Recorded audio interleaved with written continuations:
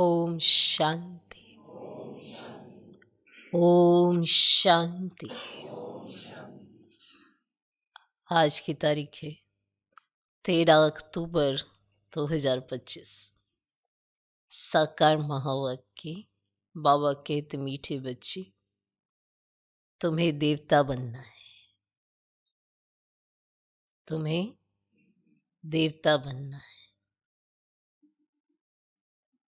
देखो, ये बात सारे दिन में कितनी बार याद आती है, मुझे तो देवता बनना है। तुम्हें देवता बनना है। तुम्हें देवता बनना है। अब हम 4-5 बार भी अगर बोलेंगे तुम्हें देवता बनना है, तो क्या नहीं करना है, ये ऑटोमेटिक आपकी स्मृति में आने लगेगा। क्या नहीं करना है, क्योंकि तुम्हें देवता बनना है। अब तुम्हें देवता बनना है तो क्या नहीं करना है, ये सोचो। और सारे दिन में क्या क्या होता है जो बार बार हो जाता है। हर रोज हम ध्यान नहीं देते, चलो आज ध्यान देना। तुम्हें देवता बनना है तो तुम्हें क्या नहीं करना है।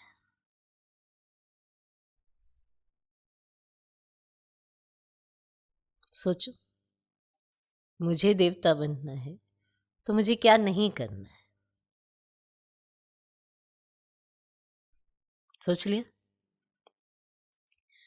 बाबा कहते मीठे बच्चे, तुम्हें देवता बनना है, इसीलिए माया के अवगुणों का त्याग करो। माया के अवगुणों का त्याग करो, जो सारे दिन में कई बार इस्तेमाल हो जाते हैं। गुण कम इस्तेमाल होते हैं, अवगुण ज़्यादा इस्तेमाल होते हैं। और जब हम उनका यूज़ करते हैं तो हमें लगता भी नहीं है कि हम माया के अवगुणों का यूज़ कर रहे हैं, क्योंकि यूज टू इतने हो गए, आदती इतने हो गए कि पता भी नहीं पड़ता कब हम माया के अवगुणों को यूज कर करके सोचते हैं ये हम ठीक कर रहे हैं, जबकि इनका हमें त्याग करना है। तो जब अटेंशन ही नहीं देंगे तो वो यूज होते रहेंगे। होता है ना, किसी और की कोई सामान पड़ा हो और हमें पता ही ना हो, अपना भी साथ में पोटली पड़ी हो, अपनी नहीं यूज कर रहे, उसकी यूज करे जा रहे, क्योंकि ध्यान नहीं दे रहे हैं ये तो अपनी चीज नहीं है। तो तुम्हें देवता बनना है, इसीलिए माया के अवगुणों का त्याग करो। अब वो सारे दिन में कौन कौन से अवगुण यूज होते हैं वो सुनो। गुस्सा करना,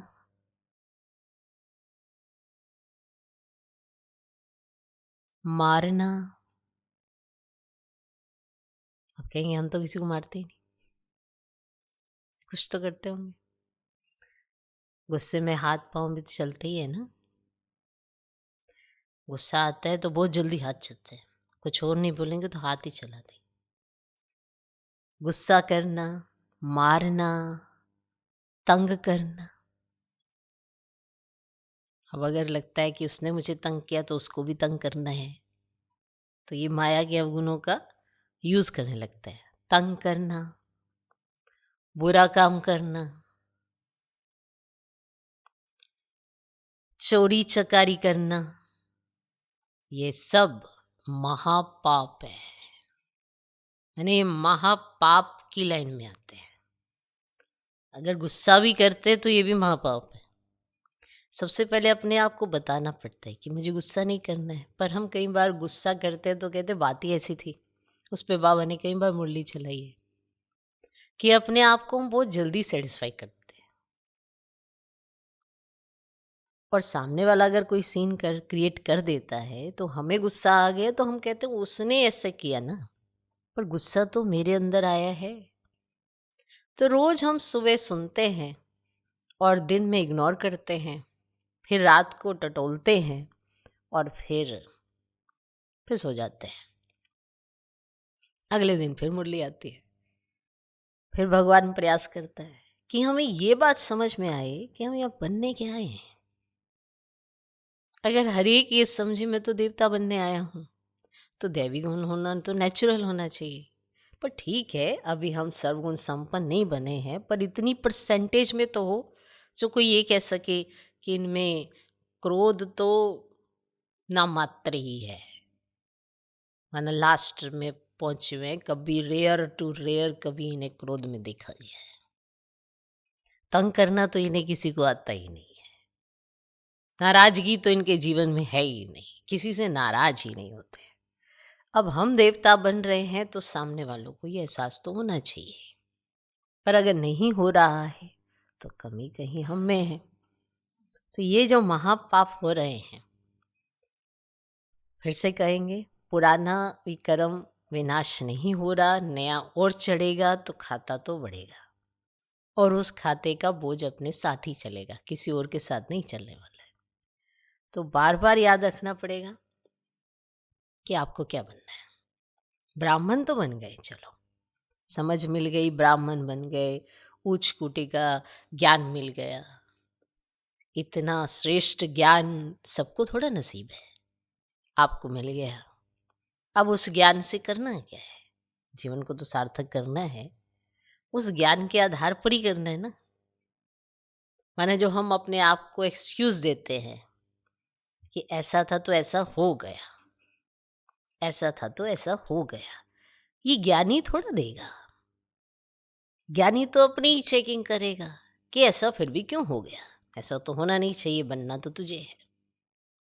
फिर हम रोज अपने आप को सेटिस्फाई करते हैं, ये तो चलता ही है, इतना तो होता ही है, अभी मैं कौन सा कर्मातीत अवस्था को प्राप्त कर गया। तो इससे हम और बढ़ जाते हैं विक्रम करने के लिए, और पाप होते रहते हैं। अपने किए छोटे छोटे पाप हम ध्यान नहीं देते, तंग करते हैं। आपको पता होगा, कोई आपको तंग करेगा तो पता चल जाएगा, पर आप जब तंग करते हैं तो शायद आपको नहीं पता पड़ता। जब क्रोध करते हैं, मारते हैं, ये सब महापाप है, महापाप है। चोरी चकारी करते हैं, माना बिना पूछे कोई चीज उठा लेना, तो एक तरह की चोरी होती है। कोई ये सोचे मैंने तो चोरी की नहीं आज तक, पर बिना पूछे, अगर निमित्त से बिना पूछे कोई चीज उठा लेते हैं तो ये तो चोरी ही है। तो ये सब महापाप में आता है। ठीक है, तो आज का प्रश्न, इस ज्ञान में कौन से बच्चे तीखे जा सकते हैं? घाटा किन्हें पड़ता है? इस ज्ञान में कौन से बच्चे तीखे जा सकते हैं और घाटा किन्हें पड़ता है?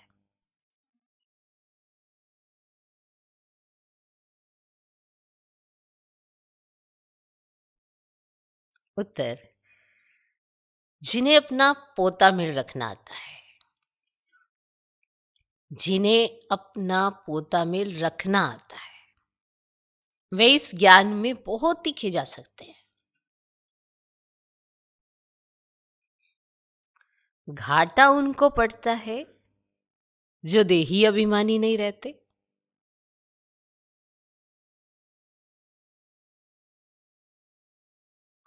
घाटा उनको पड़ता है जो देही अभिमानी नहीं रहते। बाबा कहते, व्यापारी लोगों को पोता मेल निकालने की आदत होती है, वे यहां भी तीखे जा सकते हैं। बाबा कहते, व्यापारी लोगों को पोता मेल निकालने की आदत होती है, वे यहां भी तीखे जा सकते हैं। ठीक, तो कौन तीखे जा सकते हैं इस ज्ञान मार्ग में और किन्हें घाटा पड़ता है?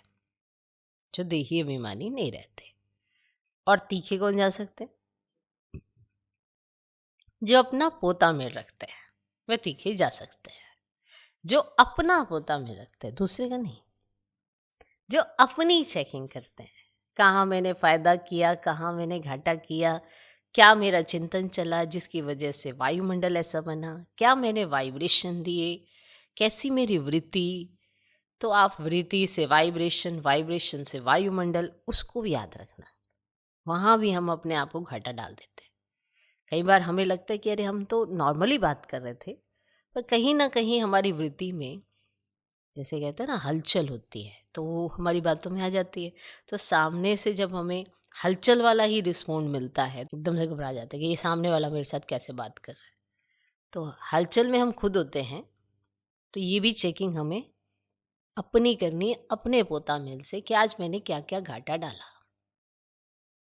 क्योंकि हम बनने आए हैं, साथ वाला क्या बनने आया है उसमें आपको क्या, आप बनने आए ना, देवता आपको बनना है ना। तो चेकिंग किसकी करनी है? अपनी करनी है। साथ वाला क्या कर रहा है क्या नहीं, उसकी चेकिंग वो खुद करेगा, उसके लिए बाबा बैठा है। तो आज का गीत है, मुखड़ा देख ले प्राणी अपने दिल दर्पण में। ओम शांति। रूहानी पाठधारी बच्चों प्रति बाप समझाते हैं, क्योंकि रूह ही पाठ बजा रही है बेहद के नाटक में, है तो मनुष्यों का ना। बच्चे इस समय पुरुषार्थ कर रहे हैं, भल वेद शास्त्र पढ़ते हैं, शिव की पूजा करते हैं, परंतु बाप कहते हैं इनसे कोई मेरे को प्राप्त नहीं कर सकते, क्योंकि भक्ति है ही उतरती कला। ज्ञान से सद्गति होती है तो जरूर कोई से उतरते भी होंगे। ये एक खेल है जिसको कोई भी जानते नहीं। शिवलिंग को जब पूछते हैं तो उनको ब्रह्म नहीं कहेंगे, तब कौन है जिसको पूछते? उनको भी ईश्वर समझ पूजा करते हैं। तुम जब पहले पहले भक्ति शुरू करते हो तो शिवलिंग हीरे का बनाते हो, अभी तो गरीब बन गए तो पत्थर का बनाते हैं। जब शुरू शुरू में भक्ति होती है तो हीरे का शिवलिंग बनाते हैं, और अभी तो गरीब हो गए ना तो पत्थर का बनाते हैं। हीरे का लिंग उस समय 4-5 हजार का होगा, इस समय तो उनका दाम 5-7 लाख होगा। और इस समय ऐसे हीरे अभी मुश्किल निकलते हैं, माना वो हीरे और इस समय वो हीरे मुश्किल निकलते हैं। पत्थर बुद्धि बन गए हैं तो पूजा भी पत्थर की करते हैं, बिगर ज्ञान, ज्ञान के बगैर। माना पत्थर बुद्धि बने तो पूजा भी पत्थर की करते हैं, ज्ञान बिगर। जब ज्ञान है तो तुम पूजा नहीं करते, तो आप पूजा नहीं करेंगे, क्योंकि ज्ञान है, समझ है कि ये पत्थर शिव बाबा नहीं है, तो तुम पूजा नहीं करते। चैतन्य सम्मुख में है, उनको ही तुम याद करते हो। जानते हो याद से विक्रम ही नाश होंगे। गीत में भी कहते हैं, हे बच्चों, प्राणी कहा जाता है आत्मा को, तो प्राण निकल गया फिर जैसे मुर्दा है, आत्मा निकल जाती है। आत्मा है अविनाशी। आत्मा जब शरीर में प्रवेश करती है तब चैतन्य है। बाप कहते हैं, हे आत्माएं, अपने अंदर जांच करो, अपने अंदर कहां तक दैवी गुणों की धारणा हुई है, अपने अंदर जांच करो। जहां पर आपको ये महसूस होने लगे कि ये दैवी गुण मेरा नेचुरल है, कि अब इसमें मेहनत नहीं लगती है, कि कहां तक दैवी गुणों की धारणा हुई है, अपने अंदर जांच करो। कोई विकार तो नहीं है, चोरी चकारी आदि का कोई आसुरी गुण तो नहीं है ना। आसुरी कर्तव्य करने से फिर गिर पड़ेंगे, इतना दर्जा नहीं पा सकेंगे। खराब आदत को मिटाना जरूर है। देवता कभी कोई पर गुस्सा नहीं करते, देवता कभी कोई पर गुस्सा नहीं करते, और इसकी प्रैक्टिस आज ही चाहिए, कल नहीं चाहिए। सोचोगे कि अभी तो बहुत सेवाएं है, अभी तो संगठन में है, तो इसी में तो गुस्सा निकलता है, पर इसी में तो आपने अपने आप को जज करना है। जब आप हैं ही अकेले, कोई है नहीं साथ में, तो काहे का गुस्सा? फिर थोड़ा गुस्सा जज किया जाता है। जब चारों तरफ सब होंगे, कोई आपकी बात सुनेगा, कोई नहीं सुनेगा, फिर आपके अंदर कैसे दुख दुख होगी। उस समय आपका अपने ऊपर कंट्रोल देखा जाता है। उस समय देखा जाता है कि आपने सब बातों को कैसे समाया, कैसे सामने वाले को लिया, क्योंकि हर कोई अपनी अपनी राय तो देता ही है। तो कैसा लगा जब आपकी राय किसी ने नहीं सुनी, या आपको जब बैलेंस बनाना था तो क्या किया। जज तो अभी होता है, सत्युग में जज नहीं होगा कि देवी देवताओं का गुस्सा, वहां पे फिर कैटेगरी नहीं है वो वाले। अब यहाँ पे हर तरह की कैटेगरी है। तो चेकिंग भी कहाँ होगी, यही होगी कि गुस्सा करते हैं या नहीं करते।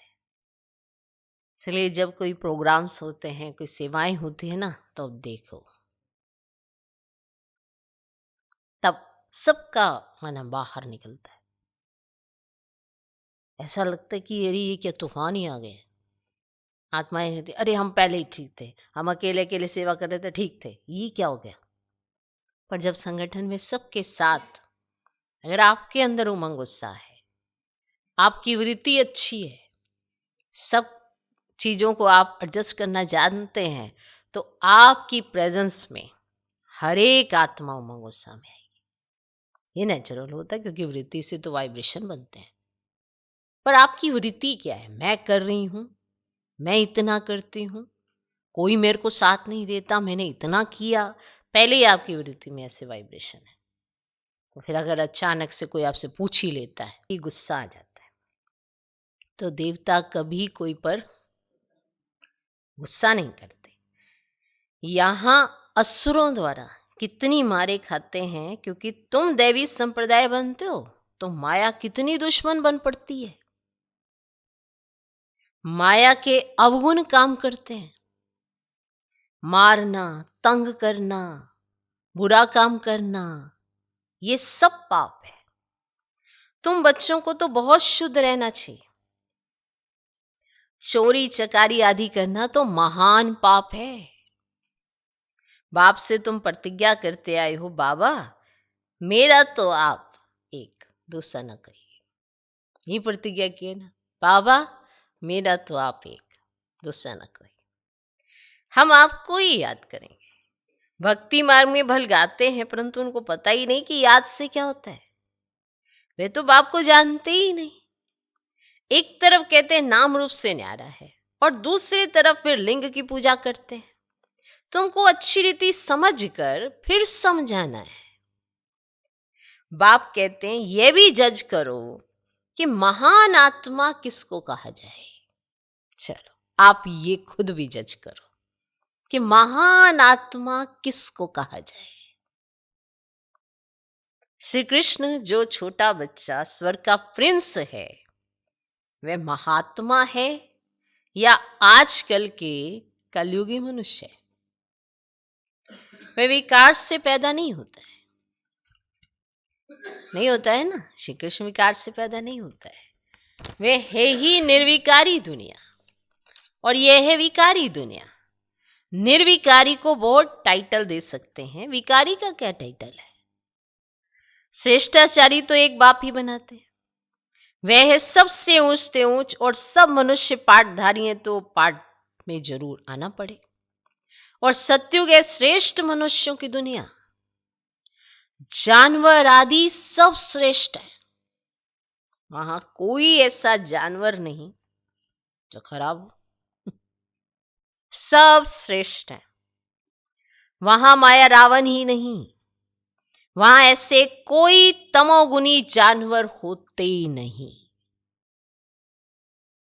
जैसे जीव जंतु कीड़े मकोड़े ये सब वहां होते ही नहीं, इनकी पैदाइश ही नहीं है।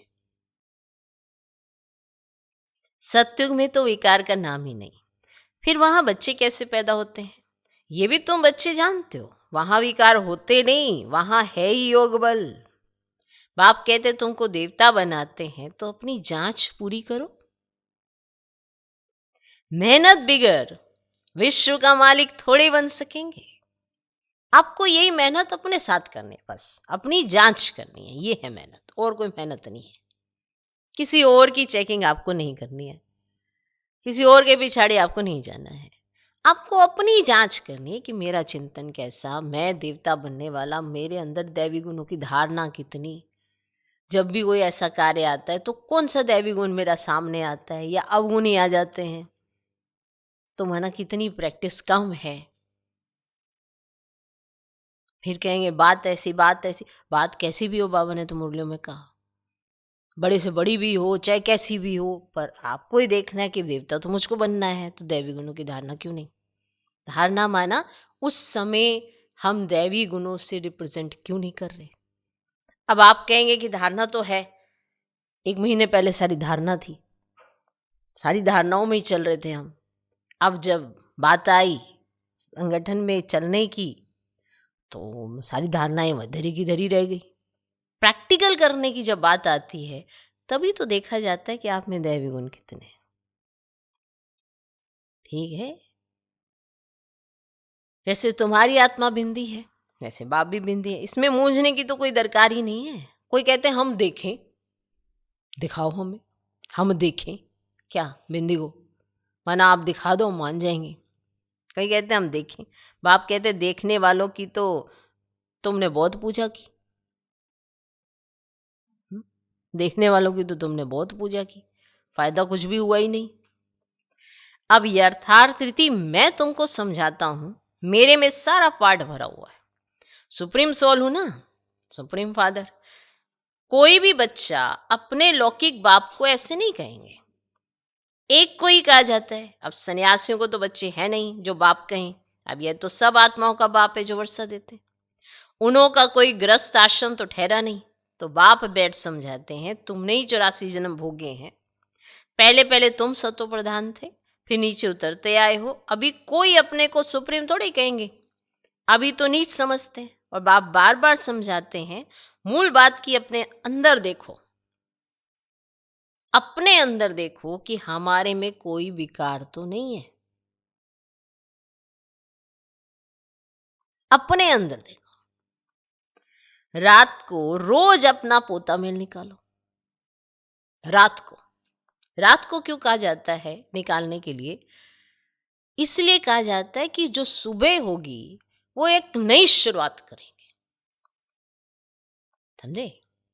पोता में रात को लिखने के लिए क्यों कहा जाता है, सुबह सुबह भी लिख सकते हैं।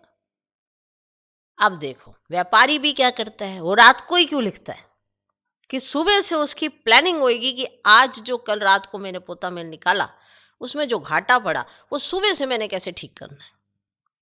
अब अगर वो सुबह बैठ के निकालेगा तो भारी हो जाएगा सिर उसका, अब सुबह सुबह उसका सिर भारी हो जाएगा तो फिर नई शुरुआत कैसे करेगा। इसीलिए वो व्यापारी लोग रात को पोता मेल निकाल कर कितना फायदा हुआ कितना घाटा हुआ ये सारा चिंतन करके प्लानिंग बनाकर फिर तसल्ली से सोते हैं, समझे। इसीलिए क्यों कहा जाता है कि रात को पोता मेल निकालो, इसीलिए कहा जाता है कि रात को आप अपने आप को रियलाइज करेंगे और फिर सुबह कैसे शुरुआत करनी है, सुबह सुबह अमृत वेले आपकी प्लानिंग होगी। नहीं तो आप सुबह सुबह अपना पोता में लिखेंगे तो सारे पिछले दिन का सारा रिवाइज करेंगे और फिर वो उसी दृष्टिकोण से आप शुरू हो जाएंगे फिर से। नहीं तो कहते हैं ना रात गई बात गई, क्यों कहा जाता है, नई शुरुआत। अगर आप सुबह सुबह ही कल की बातें याद करके उठेंगे तो फिर बात कहाँ से गई, वही माथे पे चिंतन की लकीरें और फिर वही आपका दृष्टिकोण, और फिर जब वही दृष्टिकोण रहेगा तो किसी से मिलेगा कल इसने मुझे ये कहा था, क्योंकि अभी अभी तो हमने रिवाइज किया है, पोता में लिखा है। इसीलिए कहा जाता है रात को रोज अपना पोता मेल निकालो। व्यापारी हमेशा पोता मेल निकालते, गवर्नमेंट जो सर्वेंट होते पोता मेल नहीं निकाल सकते, उन्हों को तो मुकर्रर तनख्वाह मिलती है। इस ज्ञान मार्ग में भी व्यापारी दिखे जाते हैं, पढ़े लिखे ऑफिसर्स इतना नहीं, क्योंकि उन्हें पोता मेल निकालने की आदत नहीं होती है। व्यापार में तो आज 50 कमाए कल 60 कमाएंगे, कभी घाटा भी हो जाएगा, और गवर्नमेंट सर्वेंट की फिक्स पे होती है। इस कमाई में भी अगर देही अभिमानी नहीं होंगे ना तो घाटा पड़ जाएगा। माताएं तो व्यापार करती नहीं, उनके लिए फिर और ही सहज है, और कन्याओं के लिए तो और भी सहज है, क्योंकि माताओं को तो सीढ़ी उतरनी पड़ती है। बलिहारी उनकी जो इतनी मेहनत करती है। कन्याएं तो विकार में गई ही नहीं, तो छोड़ें फिर क्या। पुरुषों को तो मेहनत लगती है, कुटुंब परिवार की संभाल करनी पड़ती है, सीढ़ी जो चढ़ी है वह सारी उतरनी पड़ती है। घड़ी घड़ी माया थप्पड़ मार गिरा देती है। अभी तुम बीके बने हो, कुमारियां पवित्र ही होती हैं। सबसे जास्ती होता है पति का प्रेम, और तुम्हें तो पतियों के पति माना परमात्मा को याद करना है और सबको भूल जाना है। माँ बाप का बच्चों में मोह होता है, बच्चे तो हैं ही अनजान। शादी के बाद मोह शुरू होता है। पहले स्त्री प्यारी लगती, फिर विकारों में ढकेलने की सीढ़ी शुरू कर देते हैं। कुमारी निर्विकारी है तो पूजी जाती, और तुम्हारा नाम है बीके। तुम महिमा लायक बन, फिर पूजा लायक बनते हो। बाप ही तुम्हारा टीचर भी है, तो तुम बच्चों को नशा रहना चाहिए, हम स्टूडेंट हैं। भगवान जरूर भगवान भगवती ही बनाएंगे, सिर्फ समझाया जाता है भगवान एक है, बाकी सब हैं भाई भाई, और दूसरा कोई कनेक्शन ही नहीं। प्रजापिता ब्रह्मा से रचना होती है, फिर वृद्धि होती है, और आत्माओं की वृद्धि नहीं कहेंगे, वृद्धि मनुष्यों की होती है। तो आत्माओं का तो लिमिट नंबर है, बहुत आते रहते हैं। जब तक वहां है आते रहेंगे, झाड़ बढ़ता रहेगा, ऐसे नहीं कि सूख जाएगा। इसकी भेंट बेनन ट्री से की जाती है, फाउंडेशन है ही नहीं, बाकी सारा झाड़ खड़ा है। तुम्हारा भी ऐसे है, फाउंडेशन है ही नहीं, कुछ ना कुछ निशानी है। अभी तक भी मंदिर बनाते रहते हैं। मनुष्यों को थोड़ी पता है कि देवताओं का राज्य कब था, फिर कहाँ गया। ये नॉलेज तो ब्राह्मणों को ही है, और मनुष्यों को ये मालूम ही नहीं कि परमात्मा का स्वरूप बिंदी है, और गीता में लिख दिया है कि वह अखंड ज्योति स्वरूप है। आगे बहुतों को साक्षात्कार होता था भावना अनुसार, बहुत लाल लाल हो जाते थे, बस हम नहीं सहन कर सकते। अब वह तो साक्षात्कार था। बाप कहते साक्षात्कार से कोई कल्याण नहीं। यहां तो मुख्य है याद की यात्रा। जैसे पारा खिसक जाता है ना, तो याद भी घड़ी घड़ी खिसक जाती है। कितना चाहते हैं बाप को याद करें, फिर और ख्याल आ जाते हैं। इसमें ही तुम्हारी रेस है। ऐसे नहीं कि फट से पाप मिट जाएंगे, समय लगता है। कर्मातीत अवस्था हो जाए तो फिर यह शरीर ही ना रहे। परंतु अभी तो कर्मातीत अवस्था को नहीं पा सकते हैं, फिर उनको सत्युगी शरीर चाहिए। तो अब तुम बच्चों को बाप को ही याद करना है, अपने को देखते रहो। हमसे कोई बुरा काम तो नहीं होता है। पोता मेल जरूर रखना है, ऐसे व्यापारी झट साहूकार बन सकते हैं। जो व्यापारी पोता मेल रखते हैं वो झट साहूकार बन सकते हैं। बाप के पास जो नॉलेज है वे दे रहे हैं। बाप कहते हैं मेरी आत्मा में ये ज्ञान नूंदा हुआ है, हूबहू तुमको वही बोलेंगे जो कल पहले ज्ञान दिया था। बच्चों को ही समझाएंगे, और क्या जाने। तुम इस सृष्टि चक्र को जानते हो, इसमें सब एक्टर्स का पार्ट नूंदा हुआ है। बदल सदल नहीं सकता, ना कोई छुटकारा पा सकता। हाँ, बाकी सब में मुक्ति मिलती है। तुम तो ऑलराउंडर हो, 84 जन्म लेते हो, बाकी सब अपने घर में होंगे, फिर पिछाड़ी में आएंगे। मोक्ष चाहने वाले यहां आएंगे ही नहीं, वे फिर पिछाड़ी में चले जाएंगे, ज्ञान कभी सुनेंगे ही नहीं। मच्छरों सदृश्य आए और गए, और तुम तो ड्रामा अनुसार पढ़ते हो। जानते हो बाबा ने 5000 वर्ष पहले भी ऐसी राजयोग सिखाया था। तुम फिर औरों को समझाते हो कि शिव बाबा ऐसे कहते हैं। अभी तुम जानते हो हम कितने ऊंच थे, अब कितने नीच बने हैं। फिर बाप ऊंच बनाते तो इसे पुरुषार्थ करना चाहिए ना। यहां तुम आते हो रिफ्रेश होने, इसका नाम ही पड़ा है मधुबन। तुम्हारे कलकत्ता व बॉम्बे में थोड़े मुरली चलाते हैं, मधुबन में ही मुरली बाजे। मुरली सुनने के लिए बाप के पास आना होगा रिफ्रेश होने। मुरली सुननी है तो बाबा के पास आना होगा रिफ्रेश होने। नई नई पॉइंट्स निकलती रहती हैं। सम्मुख सुनने में तो फील करते हो ना, बहुत फर्क रहता है। आगे चल बहुत पाठ देखने हैं। बाबा पहले पहले सब सुना दें तो टेस्ट ही निकल जाए कि आगे आगे ऐसे ऐसे पाठ बजेंगे, ऐसे ऐसे चलेगा। अगर बाबा सब सुना दें, माना साकार के दिनों में अगर बाबा ने अव्यक्त पाठ की बात बताई होती, अच्छा ऐसे पाठ बजेगा, नहीं पता था, किसी को नहीं पता था, तो टेस्ट ही निकल जाए। आहिस्ते आहिस्ते इमर्ज होता जाएगा। एक सेकंड ना मिले दूसरे से। बाप आए हैं रूहानी सेवा करने, तो बच्चों का भी फर्ज है रूहानी सेवा करना। कम से कम ये तो बताओ, बाप को याद करो, पवित्र बनो। पवित्रता में ही फेल होते हैं क्योंकि याद नहीं करते हैं। तुम बच्चों को बहुत खुशी होनी चाहिए। हम बेहद के बाप के सम्मुख बैठे हैं, जिसको कोई भी नहीं जानते हैं। ज्ञान का सागर वह शिव बाबा ही है। देहधारी से बुद्धि योग निकाल देना चाहिए।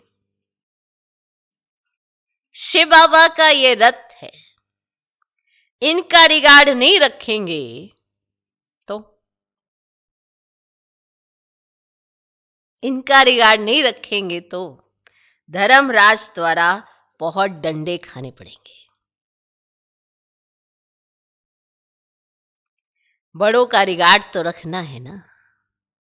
जिस बच्चे ने बड़ों का रिगार्ड रखना सीख लिया, बस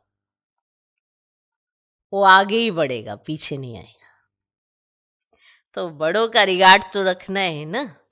आदि देव का कितना रिगार्ड रखते हैं, जड़ चित्र का इतना रिगार्ड है, तो चैतन्य का कितना रखना चाहिए।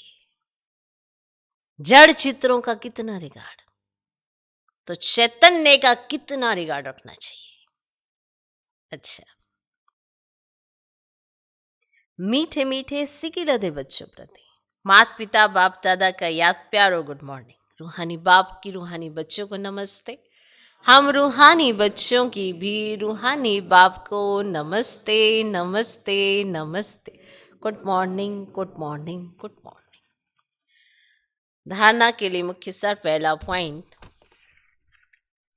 अंदर में अपनी जांच कर दैवी गुण धारण करने। अपनी जांच कर दैवी गुण धारण करने। अंदर में अपनी जांच कर दैवी गुण धारण करने। खराब आदतों को निकालना है। खराब आदतों को निकालना है। प्रतिज्ञा करनी है, बाबा हम कभी भी बुरा काम नहीं करेंगे। प्रतिज्ञा करनी है, बाबा हम कभी भी बुरा काम नहीं करेंगे।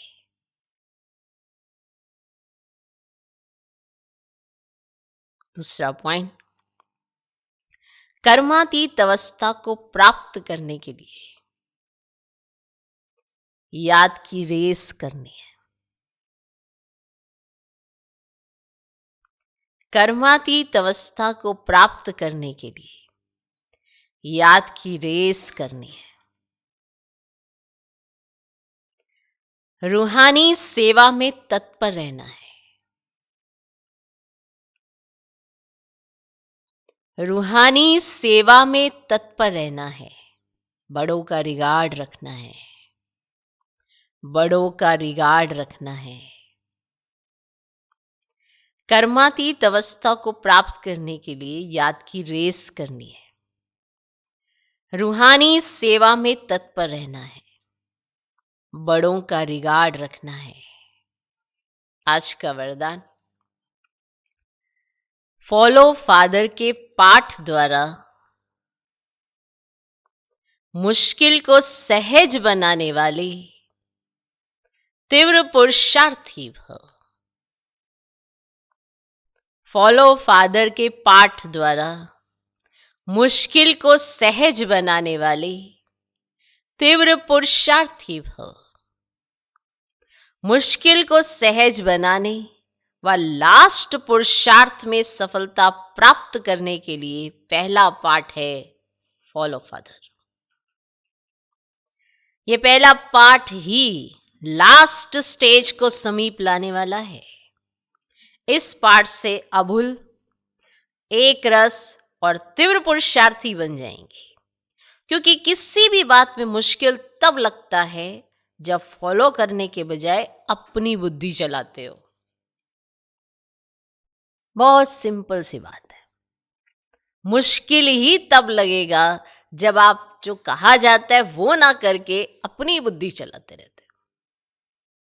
तो फॉलो फादर करना है, इसीलिए आपको मुश्किल लगता है कि जब फॉलो करने के बजाय अपनी बुद्धि चलाते हो, इससे अपने ही संकल्प के जाल में फंस जाते हो।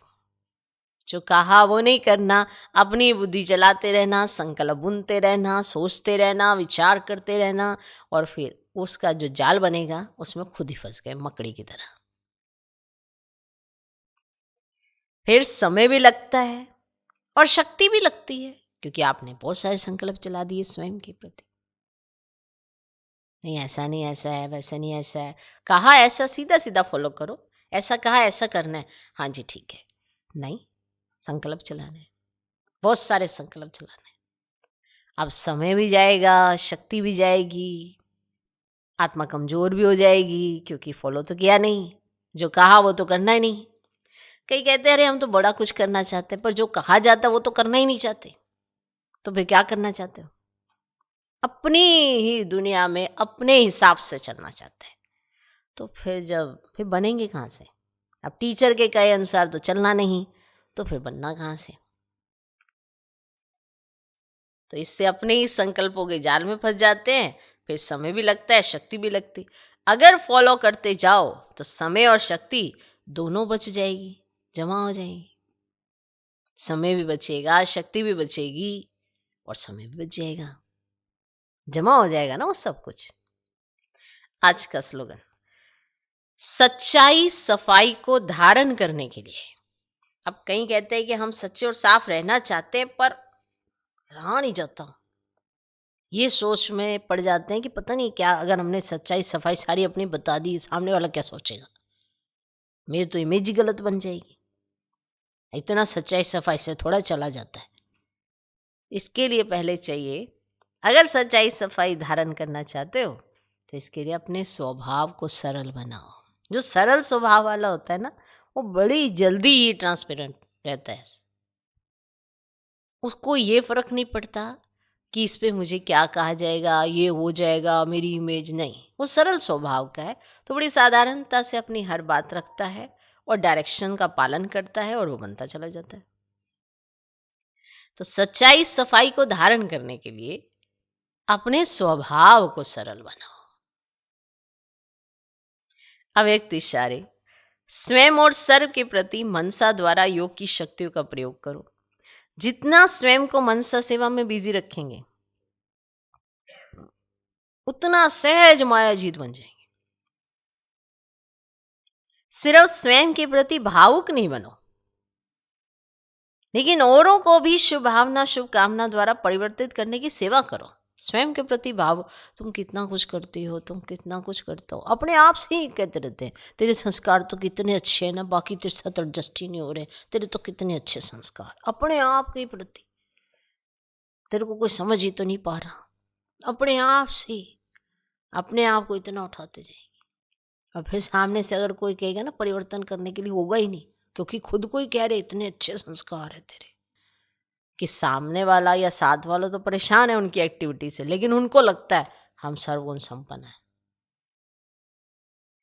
तो सिर्फ स्वयं के प्रति भावुक नहीं बनो, लेकिन औरों को भी शुभ भावना शुभ कामना द्वारा परिवर्तित करने की सेवा करो। भावना और ज्ञान, स्नेह और योग, दोनों का बैलेंस हो। सिर्फ भावनाओं में बहना ही नहीं आना चाहिए, उसके साथ ज्ञान भी होना चाहिए, और स्नेह भी हो और योग भी हो, तो दोनों का बैलेंस हो। कल्याणकारी तो बने हो, अब बेहद विश्व कल्याणकारी बनो। ओम शांति।